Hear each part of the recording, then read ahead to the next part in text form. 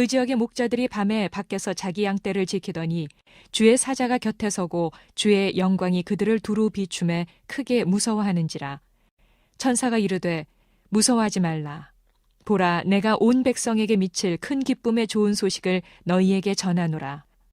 오늘 다윗의 동네에 너희를 위하여 구주가 나셨으니 곧 그리스도 주시니라. 너희가 가서 강보에 쌓여 구유에 누여 있는 아기를 보리니 이것이 너희에게 표적이니라 하더니 호련히 수많은 천군이 그 천사들과 함께 하나님을 찬송하여 이르되 지극히 높은 곳에서는 하나님께 영광이요 땅에서는 하나님이 기뻐하신 사람들 중에 평화로다 하니라.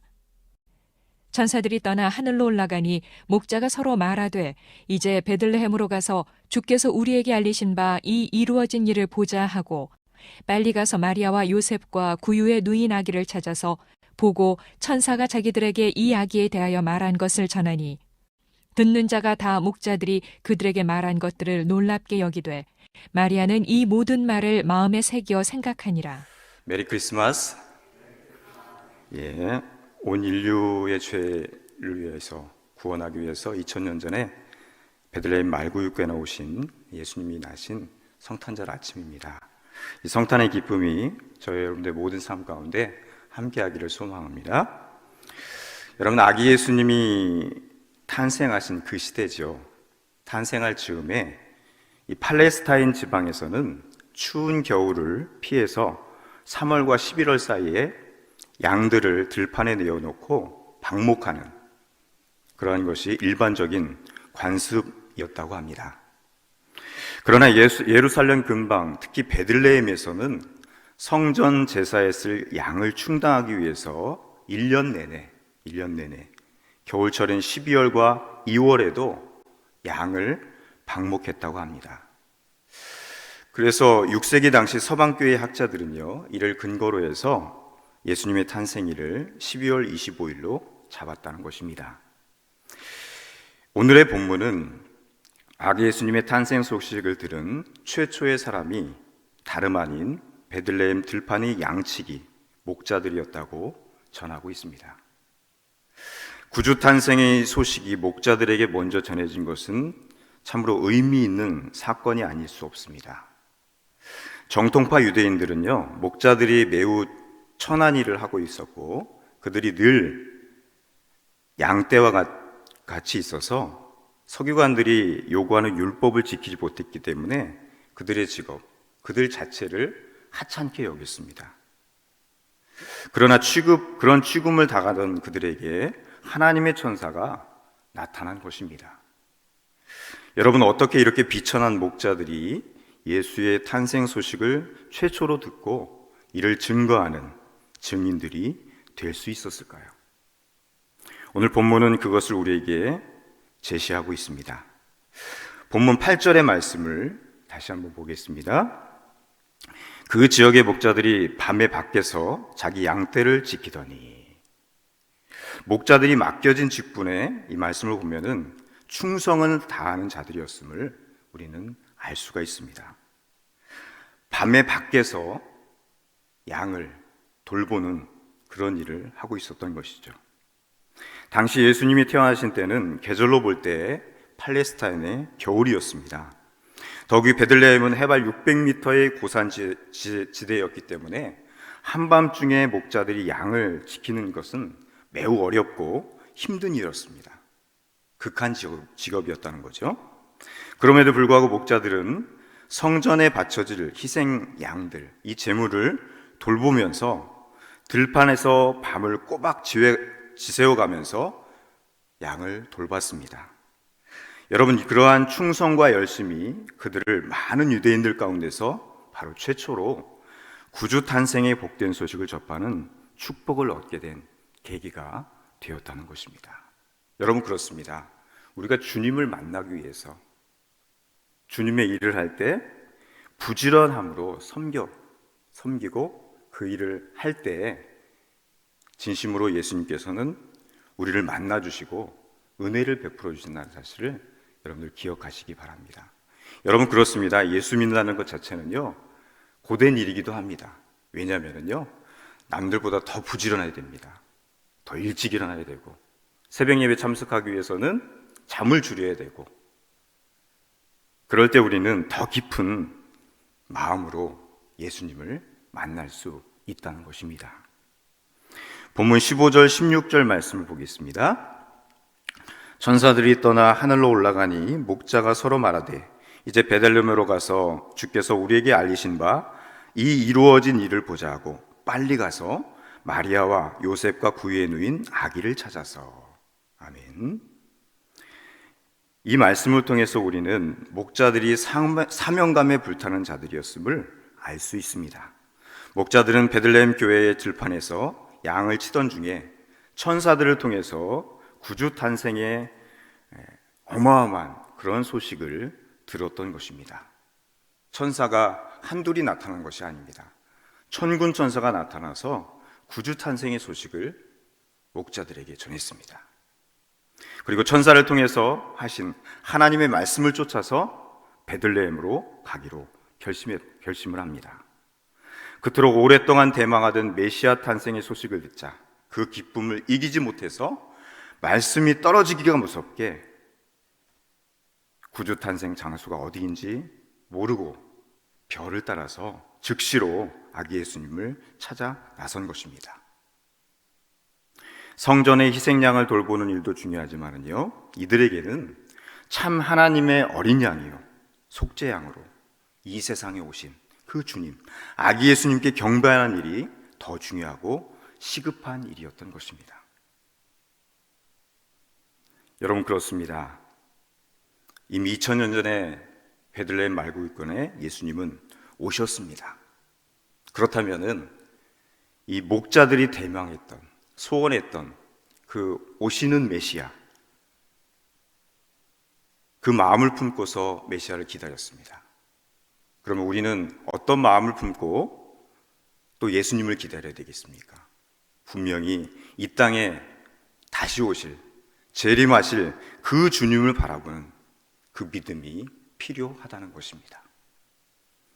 성탄을 맞이하면서 오신 메시아를 기억하고 또 다시 오실, 세상의 심판주로 오실 그 주님을 간절한 마음으로 목자와 같이 기다릴 수 있는 우리 믿음의 성도 여러분들 되시길 바랍니다.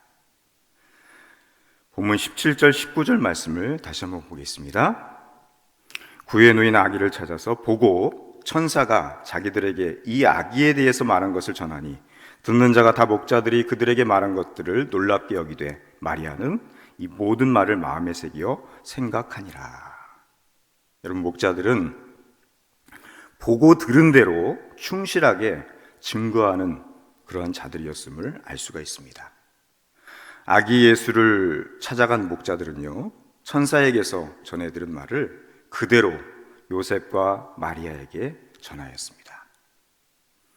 즉, 목자들은 그들이 믿고 들은 내용을 한치도 더하거나 덜하지도 않고 있는 그대로 예수의 부모들에게 전한 것입니다.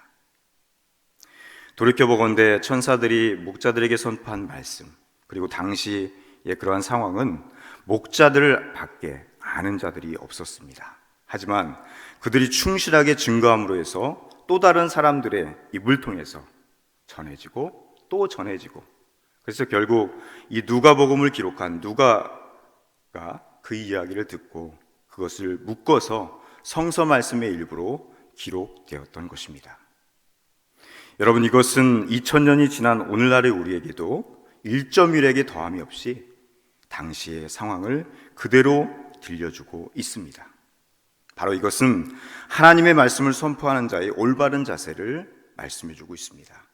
여러분, 진실로 복음 전파의 사명을 맡은 자는요, 하나님의 말씀을 있는 그대로 선포해야 됨을 가르쳐주는 것입니다.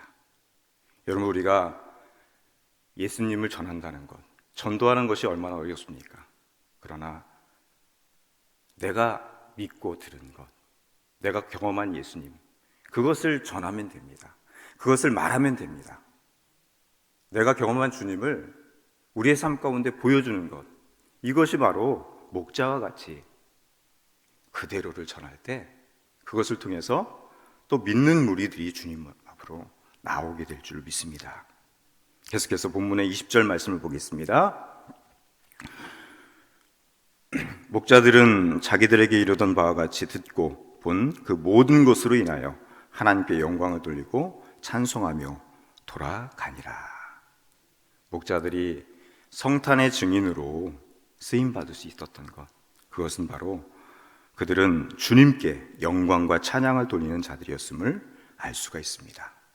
하나님 앞에 주님께 영광과 찬양을 돌리는 자들은 바로 진정한 예배자들이었음을 보여줍니다. 목자들은 당시 팔레스타인의 휘하에 계급에 속한 자들이었습니다. 자신의 신분에 불평하지 않았습니다. 그저 맡겨진 직분에 묵묵하게 충성한 결과 구주 탄생에 관한 하나님의 계시를 받은 바로 첫 번째 축복을 입게 되었던 것입니다. 놀라운 이 소식을 널리 전해야겠다는 그 사명감으로 아기 예수를 방문했습니다. 하룻밤의 짧은 시간에 말할 수 없이 놀랍고도 엄청난 하나님의 역사와 섭리를 직접 체험한 이 목자들, 그들은 겸손하게 하나님 앞에 무릎을 꿇었습니다. 그리고 이 놀라운 일을 이루신 하나님을 향해서 조용히 찬양과 영광을 돌렸던 것입니다. 목자들은 이제 집으로 돌아갑니다. 돌아가는 길은 언제나 어렵고 힘들었을 것입니다. 하지만 목자들은 인생 최고의 행복의 근원, 바로 행복의 원조가 하나님께 있다는 그 확신과 자기들이 본 것이 한없이 이제 증거되고 전파될 것이라는 그 믿음을 안고서 기쁨의 발걸음을 했을 것입니다. 여러분은 우리 인생의 최고의 행복은 무엇일까요? 그것은 하나님께로 시작되는 것입니다. 우리 하나님께서는 그 행복의 초점을 바로 저와 여러분의 삶 속에 두셨습니다. 나만 행복한 것이 아니라, 또 다른 사람만 행복한 것이 아니라, 이 성탄의 기쁨을 함께 나눌 때 하나님이 우리에게 주시는 모든 행복을 통해서 우리에게 우리의 삶에 나타나주고 기쁨이 배가 되고 더 큰 기쁨을 누리게 될 줄로 믿습니다. 그래서 하나님은요, 저와 여러분 모두에게 가까이 오시기 위한 방법으로 가족 가운데 어린 아이를 택하셨고 또 베들레헴 마구간을 찾으셨던 것입니다. 왜냐하면 거기에는 생명이 있고 사랑이 있기 때문이었습니다. 베들레헴 말구간에 누이신 예수님은 그 예수님 때문에 더럽고 냄새나는 초라한 장소였지만은 바로 그곳에는 기쁨이 있고 평화가 있는 영광의 자리가 되었던 것입니다. 예수님 탄생에 있어서 목자들의 경배가 지상의 반응이었습니다. 또 천사들의 찬양은 곧 하늘의 반응이라고 볼 수가 있습니다. 천사들은 한 입을 모아서 찬양했습니다. 지극히 높은 곳에서는 하나님께 영광이요, 땅에서는 하나님이 기뻐하시는 사람들 중에 평화로다.